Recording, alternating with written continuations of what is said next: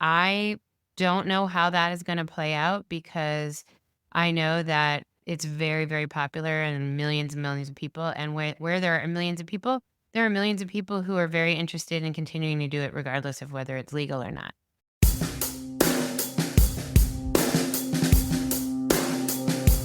This is MedSpa Mayhem, the podcast all about the chaotic world of medical aesthetics. From Botox to lasers to IV bars, learn how to tell real versus fake, legal versus illegal, and safe versus potentially deadly. Hear the crazy stories inside the med spa world and find out what questions to ask and how to spot the people cutting corners. I'm your host, Dr. Kate D. Together, we explore the wild west of medicine that is the aesthetics industry.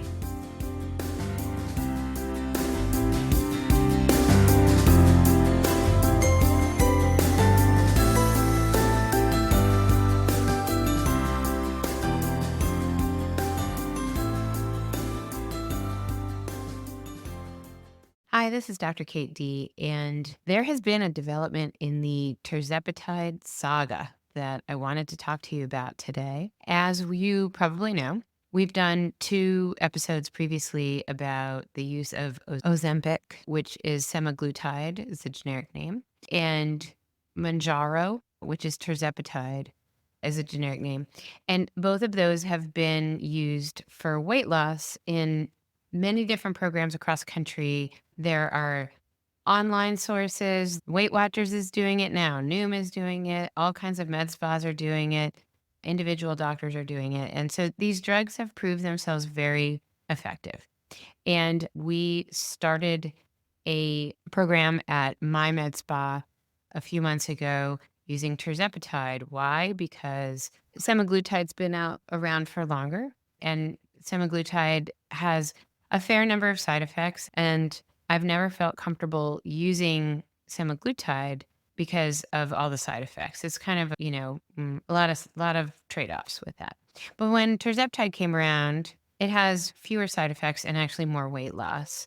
And so it's way better tolerated. So we weighed this in my practice, and what is enabling all of these different places to offer this is because these different doctors across the country have been able to get compounded Tirzepatide because there is a shortage, or has been a national shortage of the drug.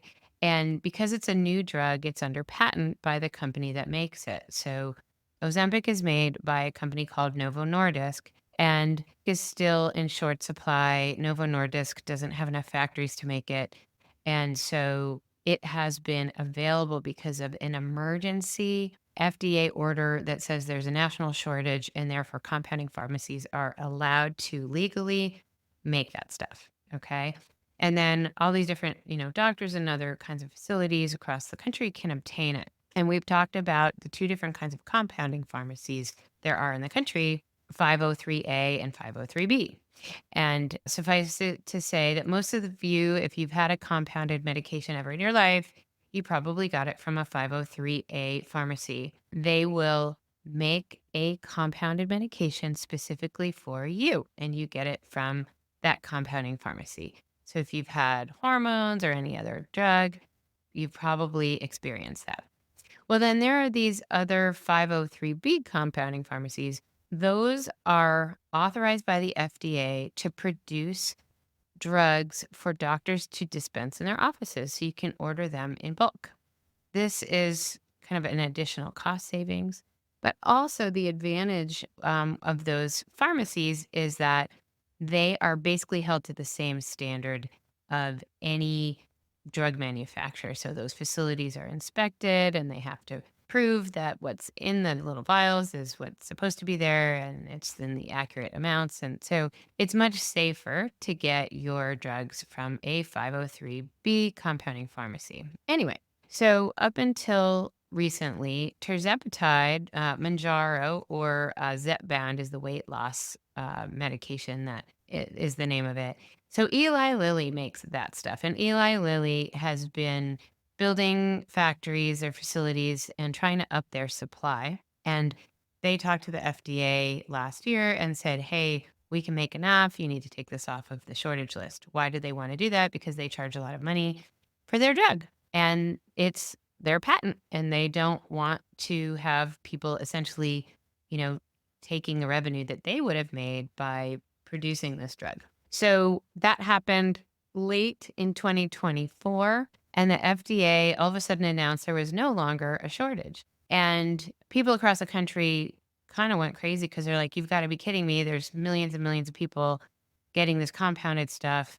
The moment we, can't offer it to them, they're not going to be able to get it, which is really what has happened ever since, even with Ozempic too.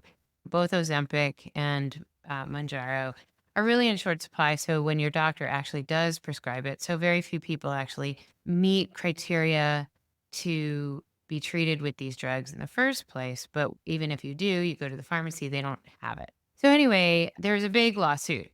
So a bunch of the 503B compounding facilities got together and sued the FDA to say, no way, there's, millions and millions of people using these drugs.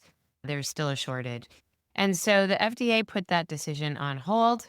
This was around early October of 24, and the lawsuit is still ongoing. Okay. So just recently, a couple weeks ago now, the FDA announced, oh, there really is no shortage anymore, and is giving a couple of deadlines for compounding pharmacies to continue to make and basically sell the drug they've already made. So for 503A compounding pharmacies, they now have until February 18th. As of this moment, as of this recording, they have till February 18th to distribute their remaining supply. Okay.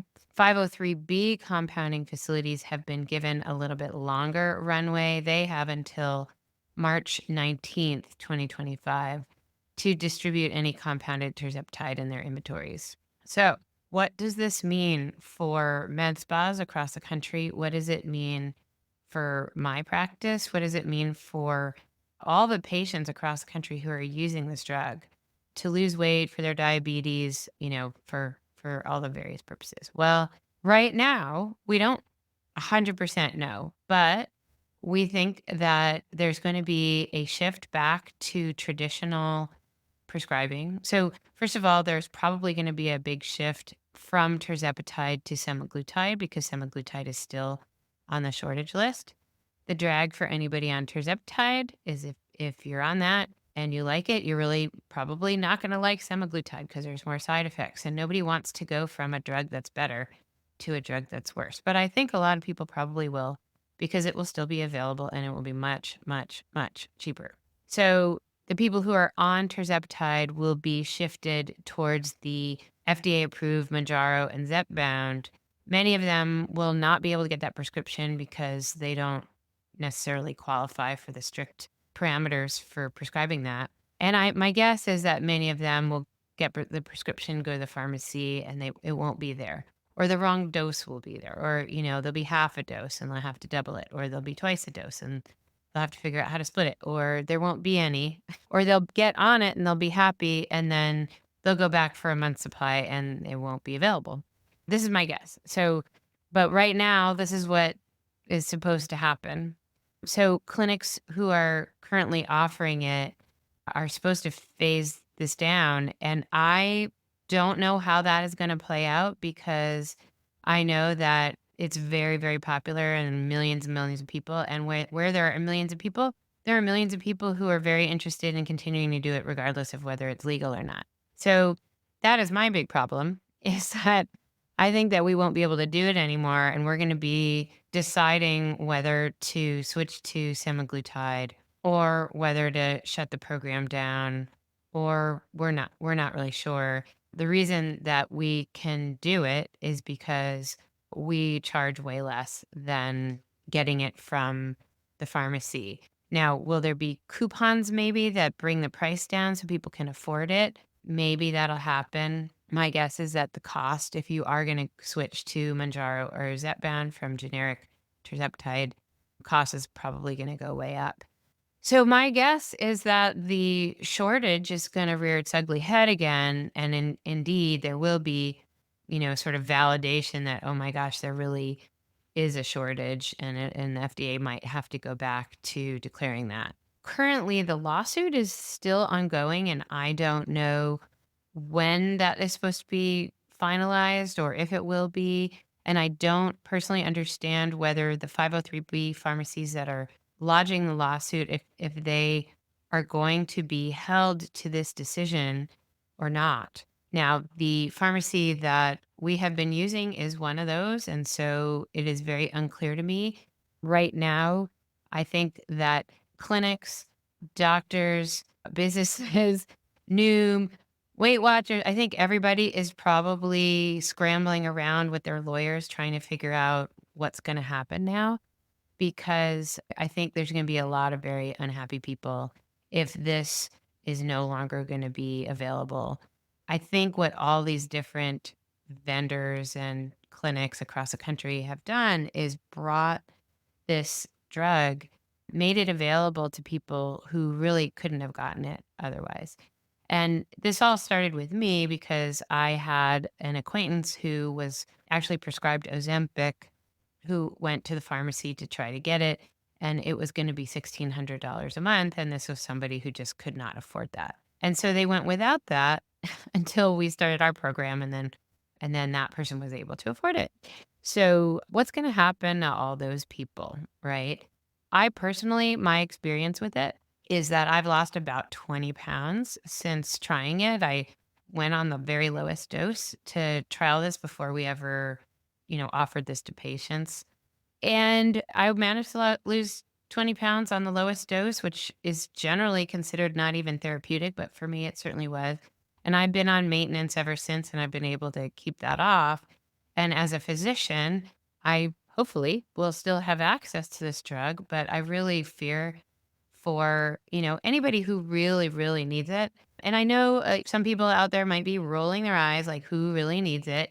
Just do it the old fashioned way. I think it's very, very difficult. I think that since I've been on this, I can tell you my experience. And that is that what this drug is it mimics a natural hormone that everybody has in their body that makes you feel full.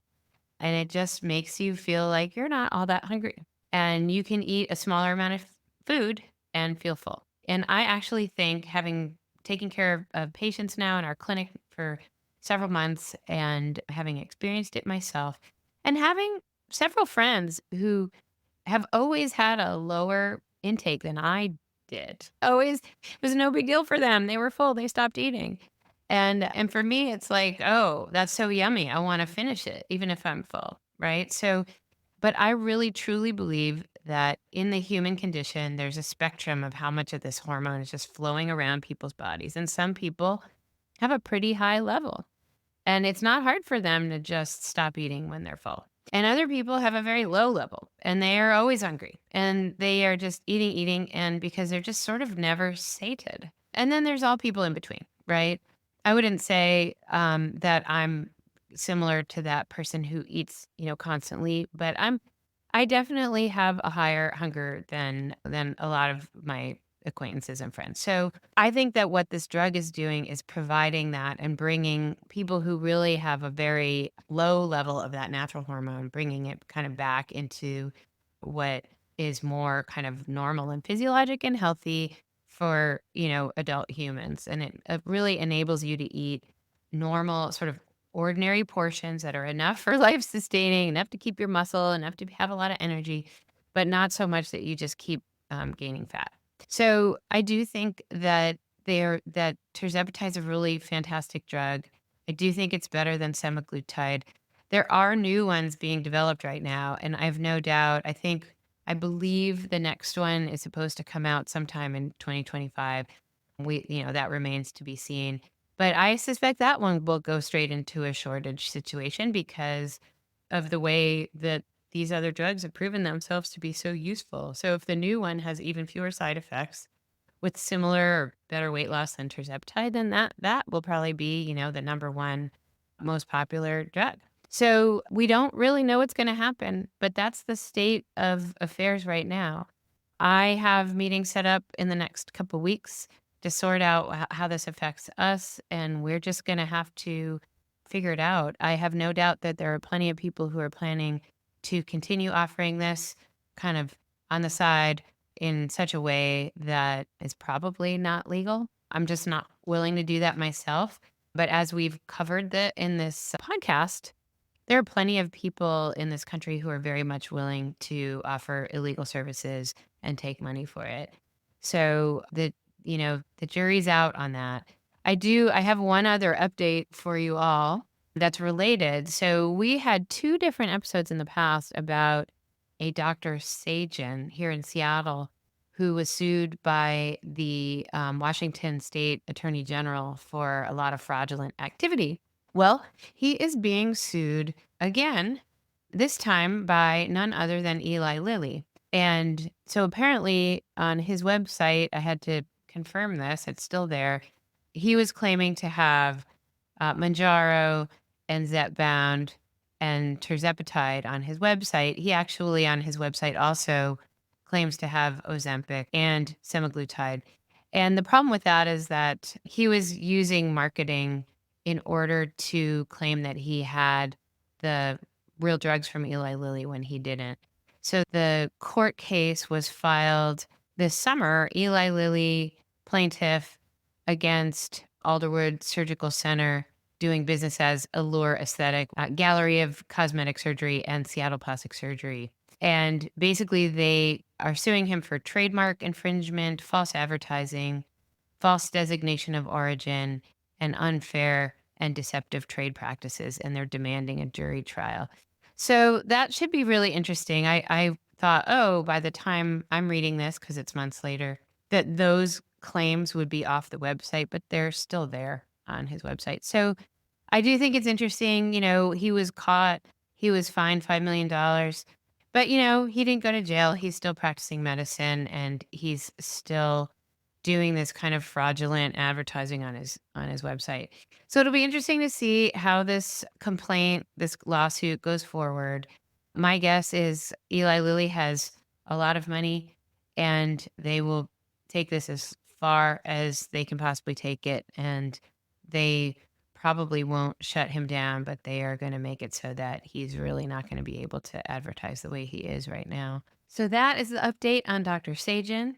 And that is the update on what is currently the chaos around tirzepatide and weight loss with the GLP-1 agonists. Thank you so much for listening today. We'll be back next week with more MedSpa Mayhem. If you've learned something and like what we're doing, please tell your friends and give us a 5-star rating in your podcast app. If you have a question or a crazy story of your own you'd like to share, please send an email or voice recording to info@drkatedee.com. That's DRKATEDEE.com. Or reach us through the website, MedSpaMayhem.com. And read the book. MedSpa Mayhem is available everywhere books are sold. Thanks for listening.